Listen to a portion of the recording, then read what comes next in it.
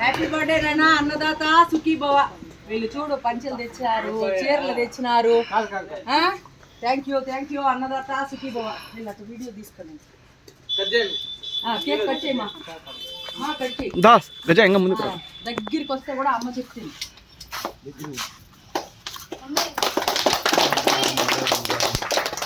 Reddy happy birthday God bless you.